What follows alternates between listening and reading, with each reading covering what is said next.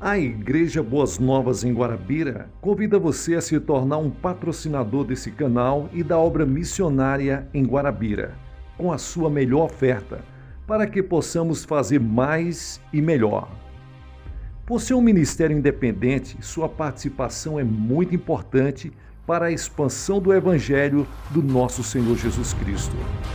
Se inscreva nesse canal, compartilhe os nossos vídeos, dê o seu like, ative o sininho para receber mais notificações, diga de onde está nos acompanhando. Plante a sua semente de fé através do número da conta ou da chave Pix. Geralmente as pessoas que fazem isso, aparece o nome da pessoa. Nós pegamos o nome dessa pessoa e colocamos no caderno de oração. Vamos para a mensagem de hoje. Graça e paz, meus irmãos, pastor Gilson Soares, da Igreja Boas Novas, em Guarabira, na Paraíba. Todas as quintas-feiras, nós vamos estar fazendo uma live. Se inscreva no canal, ative o sininho, deixe o seu like, para você ser notificado do nosso encontro. Nós vamos estar falando sobre as leis da fé. Mensagem de hoje com o pastor Rex Hambad. Será que os mortos estão conscientes? Os escritores da antiga Grécia viam a morte como sono. De fato, a Ilíade de Homero dá o nome de sono, de irmão gêmeo da morte. Quando Sócrates estava a ponto de ser executado por meio de veneno, disse o seguinte: se a morte é apenas um sono sem sonhos, deve ser uma coisa maravilhosa. Mas a Bíblia diz que os gregos estavam errados nesse ponto. A morte não é sono. A vida é que é sono. Ao contrário do que afirma a mitologia grega, a Bíblia chama a vida de sono e a morte de despertar. Davi disse que ansiava pelo dia em que ele iria para a presença de Deus. Disse ele: eu, porém, na justiça contemplarei a tua face. Quando acordar, eu me satisfarei com a tua semelhança. Salmos 17, versículo 15. Outro salmista disse que os nossos anos nesta terra são como sono. Salmos 90 e o versículo 5. A Bíblia diz claramente que continuamos conscientes depois de deixar esse corpo.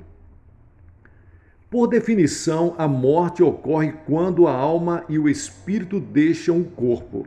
O corpo vai para a sepultura para voltar ao pó.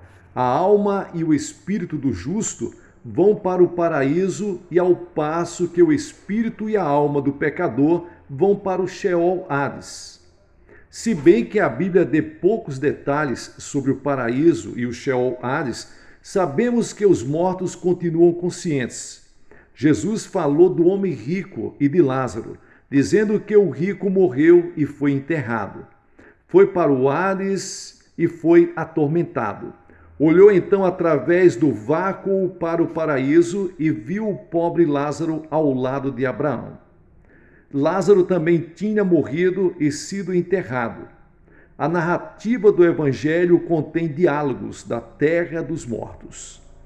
Aí todas as almas têm consciência, podem ver, ouvir, falar, sentir e se lembram e reconhecem umas às outras. Aí é que uma alma estava sendo atormentada nesta terra dos mortos e a outra estava sendo confortada. A veracidade ou não nesse caso já foi muito discutida, pois havia dúvidas sobre se era um incidente verídico ou apenas uma parábola de Jesus. O fato de Jesus ter mencionado especificamente o nome de Lázaro indica que foi fato e não parábola. Tenhamos em mente que Jesus nunca nos contou uma mentira, nem mesmo em parábola. Outra passagem das Escrituras se refere à consciência da morte. É a transfiguração, em que Moisés e Elias falaram com Cristo. Acontece que um deles foi transladado e o outro tinha sido morto e enterrado 1500 anos antes. Em Deuteronômio capítulo 34, versículos 5 e 6 e 2 Reis capítulo 2 e o versículo 11, e Mateus, capítulo 17, versículos 3. Todas essas passagens falam a respeito deste incidente. Mesmo depois de estar morto todo esse tempo, Moisés continuava vivo, consciente e capaz de falar com Cristo. Ainda numa outra passagem bíblica, ficamos sabendo dos mortos ativos. A construção verbal grega de Hebreus capítulo 12, versículos 1, sugere que somos observados por santos de todas as eras. Diz esta passagem: portanto, considerando que estamos cercados de tamanha nuvem de testemunhas, deixemos de lado todos os pesos e quaisquer pecados que tenhamos, e tomemos parte com paciência na corrida que temos pela frente. Hoje em dia, essas testemunhas estão observando os crentes contemporâneos e na corrida em que eles estão empenhados. A palavra grega indica testemunha, que foi usada aqui em Atos capítulo 1, versículo 18, e se refere para a vida com inteligência consciente. Entre os benefícios trazidos por Cristo para os crentes, não está apenas o perdão dos pecados, mas também a vida eterna. Isto significa vida sem interrupção, sugerindo que não há quebra de continuidade na vida do Espírito quando vem a morte. João capítulo 3, versículos 36, João capítulo 5, versículo 24, João capítulo 10, versículos 27 ao 30, trata dessa história. E isso, portanto, é sinônimo de consciência eterna. A morte não interrompe o que é eterno, como está escrito em João capítulo 11, versículos 25 ao 26. A questão da vida depois da morte não é nova na literatura judeu-cristã. Os saduceus do tempo de Jesus não acreditavam em vida depois da morte e interpelaram a Jesus a esse respeito. Você vê isto em Lucas capítulo 20, versículos 27, 37 e 38. Marcos capítulo 12, versículos 18 ao 27. Atos capítulo 23 e versículo 8, Jesus se referiu então a Êxodo capítulo 3 e o versículo 6, em que Jeová afirma: eu sou o Deus de teu pai, o Deus de Abraão, o Deus de Isaque e o Deus de Jacó. A ênfase estava no tempo presente, eu sou. Não no tempo passado, eu fui. Embora Abraão já tivesse morrido 330 anos antes de ser escrito o Êxodo. Isaque, 225 antes e Jacó, 196 antes. Deus falou de sua ligação com os patriarcas mortos, como se eles fossem ainda vivos na época. A eternidade dessas relações não tinha cessado com a morte física. Não há dúvida de que esses homens continuam ainda hoje bem alertas, vivos e ativos. Note-se que Jesus tirou esta citação do Pentateuco, a parte do Antigo Testamento em que os saduceus basearam suas doutrinas de rejeição da ideia da ressurreição. É evidente que Paulo tinha em mente essa manutenção da consciência depois da morte, ao dizer que, ausentando-se do corpo pela morte, é estar na presença de Deus conscientemente. Isto escrito em 2 Coríntios, capítulo 5, versículos 6 ao 7. Ainda, baseado no mesmo conceito, Paulo diz que preferia estar fora do corpo e em presença de Deus do que continuar no corpo para pregar pela terra. Você vê isto em Filipenses capítulo 1, versículos 21 ao 24. Traduzindo isso para a linguagem de hoje, o que Paulo estava dizendo é: para mim, viver significa a oportunidade de trabalhar para Cristo e morrer. Morrer, isso é bem melhor. Isso é melhor ainda. Depois via na vida depois da morte algo de bem melhor do que as lutas desta terra e por isso ainda mais. Assim estava decidido a continuar lutando e não perder a fé. Os testemunhos dos mártires nos primeiros séculos cristãos indicam que a segunda e terceira gerações de cristãos conservaram essa fé, a fé na vida depois da morte. Nas catacumbas de Roma existem inscrições nesse sentido. Em Cristo, Alexandre não está morto e sim vivo. Seu corpo é que vai descansar na tumba. Uma pessoa que vive com Deus partiu para morar com Cristo, levado para a residência eterna. Oh, irmãos, isso é muito glorioso. Os mortos não estão apenas cônscios, estão também muito alegres e felizes, conscientes em um novo mundo.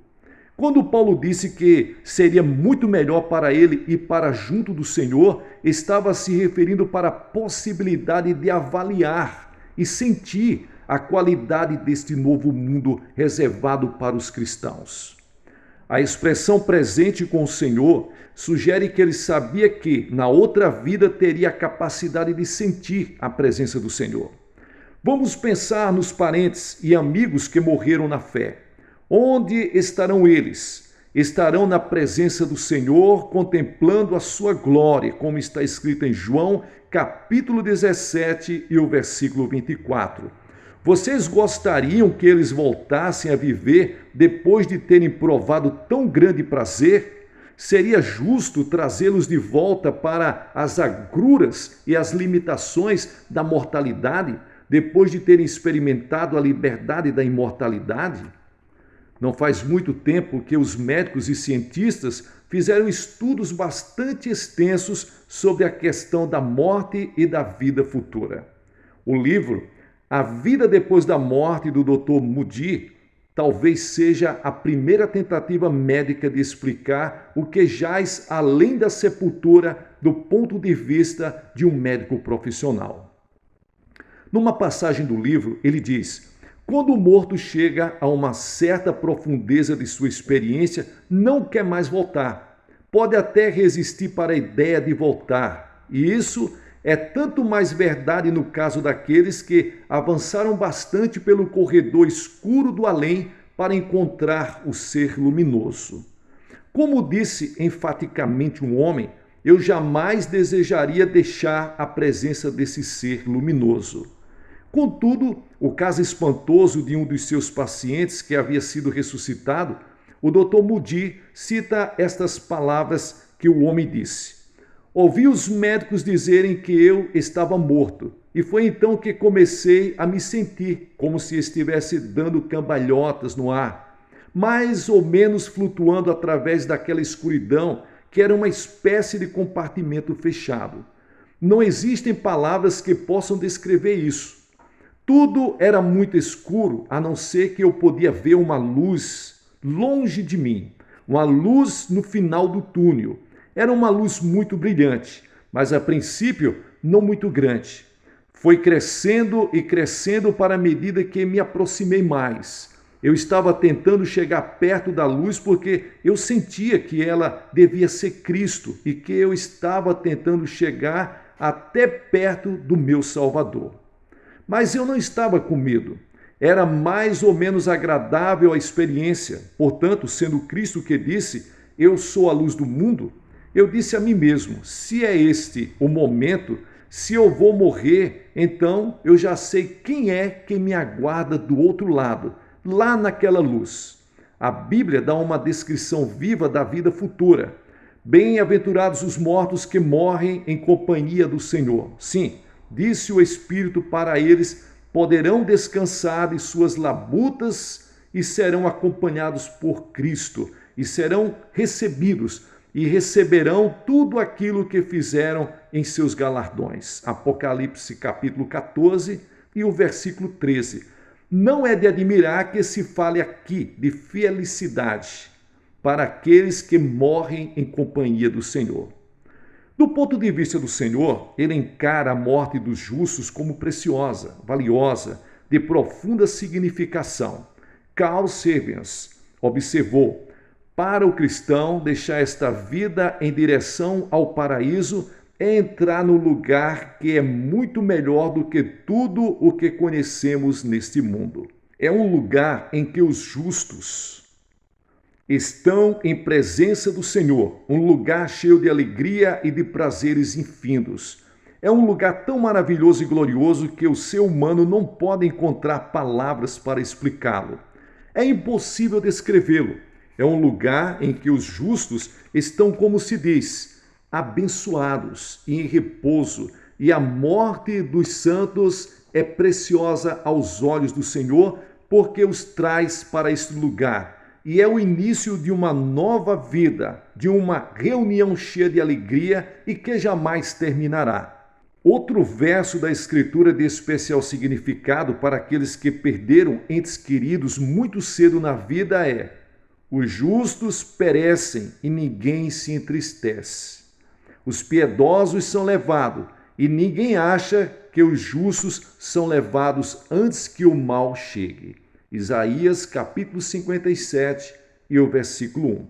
Em outras palavras, nenhuma pessoa deste lado da eternidade pode entender por que motivo tantas pessoas boas morrem cedo.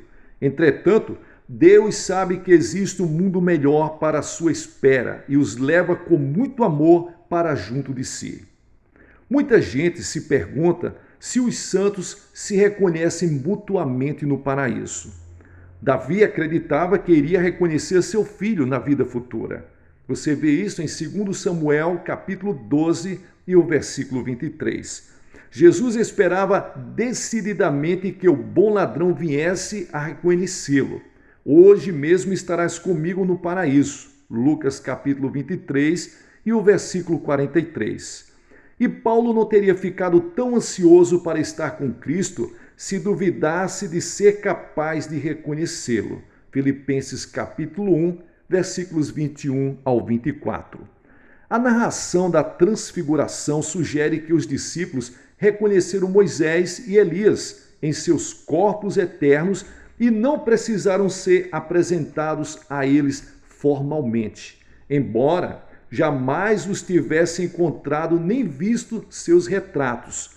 Não há dúvida de que o rico da história de Lázaro o reconheceu e também reconheceu a Abraão, porque os chamou pelo nome, de dentro do Sheol Hades, como está escrito em Lucas capítulo 16, versículos 19 ao 31. E nós viremos a nos conhecer uns aos outros de uma maneira como jamais nos conhecemos nesta vida, como está escrito em 1 Coríntios capítulo 13 e o versículo 12.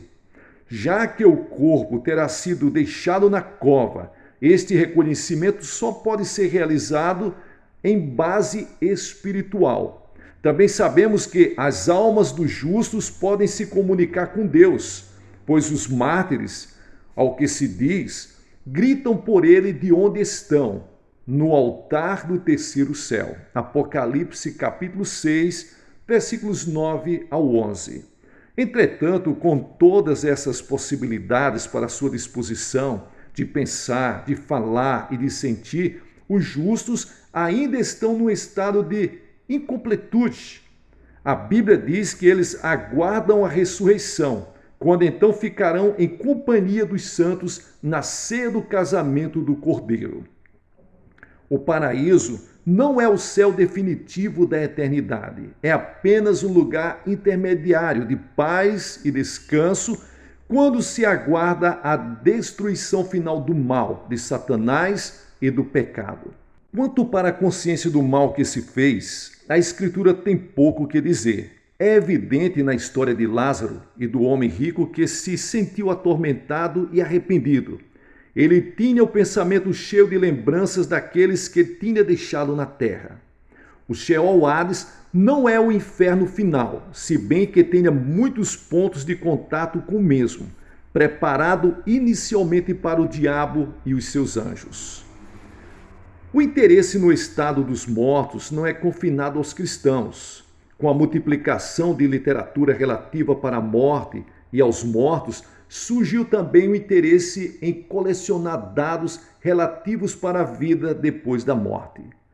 Como não há meio de se fazerem experiências controladas nesse campo, só o que nos resta é examinar os testemunhos de indivíduos que foram pronunciados clinicamente mortos, mas reviveram e continuaram a viver. Todos relataram as seguintes experiências em comum, que do outro lado eles tiveram sensação, reconhecimento, recordações, percepção auditiva, visão e viram um ente luminoso. Uma das observações mais comuns nesses relatórios é relativamente falar a respeito de um ente luminoso. A maioria dos cristãos identifica esse ente luminoso como Cristo, ao passo que os judeus tendem a dizer que é apenas um anjo. A luz é notável pelo seu brilho e poder de iluminação, mais do que por sua forma. Quando ela toma forma, é mais como silhueta do que imagem distinta. Eles disseram que lá eles tinham pensamento. O encontro com a luz geralmente acarreta uma transferência de pensamento. A comunicação é direta e é uma transferência ininterrupta de pensamentos em vez de reproduzir o processo de falar, ouvir, interpretar da vida mortal. Todos que de lá voltaram e contaram seu testemunho disseram que voltaram para esta terra com mais desejo de aprender, com mais desejo de se aplicar aos estudos. Veja, depois da morte, o espírito não é sujeito para a gravidade. A única sugestão de paladar no mundo dos espíritos é uma referência para a sede do homem rico no Sheol Hades de Lucas capítulo 16. E não temos muitos testemunhos sobre a capacidade de cheirar. Embora seja interessante estudar as evidências médicas e científicas, devemos confiar mesmo na Bíblia na nossa busca da verdade final sobre a vida depois da morte. Os achados médicos só são mencionados aqui para confirmar a verdade bíblica de que existe consciência cognitiva e afetiva depois da morte, e para despertar o interesse na preparação para esse grande momento de transição da vida para a vida depois da vida. A Bíblia nos diz claramente que os mortos estão vivos, alertas e ativos. Hoje, mortos em Cristo estão em paz e tranquilidade, ao passo que os mortos perdidos estão em tormento, aguardando o dia do julgamento final. A Bíblia também nos diz que teremos corpos novos. Esse fato fascinante nos enche de curiosidade sobre como seremos na eternidade com os nossos novos corpos. Na próxima palestra nós vamos falar, será que nosso corpo vai viver de novo? Que Deus abençoe vocês. Pray with you and with these, that Jesus will forgive us where we've sinned, failed, come short, take away every doubt and fear, and meet our every need, and make us ready should He come or death claim us. Won't you come, and won't you get ready? On the last verse, everyone singing, just as